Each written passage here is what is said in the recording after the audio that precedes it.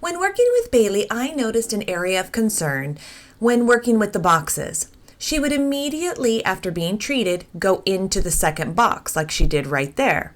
Now, that is what I was asking her to do when I was getting her used to going into both boxes. But when I want to use this in real time, I want her to stay in the box with the water in it, because I'm going to be soaking her feet, washing off her feet. I don't want her to immediately go into the second box. I also want her to stand still and stay standing. So I'm going to practice that this week before I add water.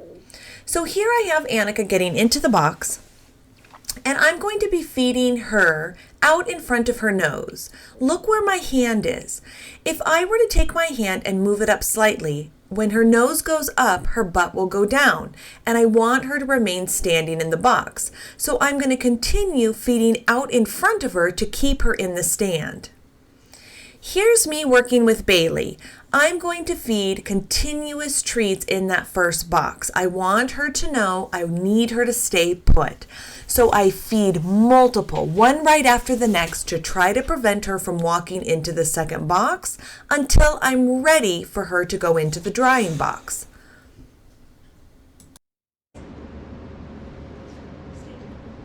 Yes. Yes. Yes. Yes. Yes. Yes. Yes. Yes. Yes. Yes. Good girl.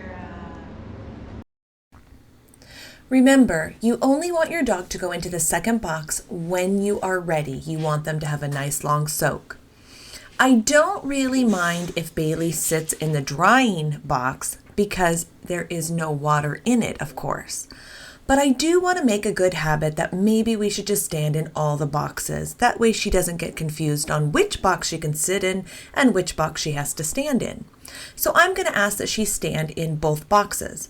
Also, by doing this, it allows me much more room and ease of drying off her paws when she remains in the stand. She's distracted right now because there's a kitty in the studio and she's very interested. But she is standing in the box, and that is fine by me if she's looking at something else. So just to reiterate, we want our dogs standing in the soaking box and we want them to remain still.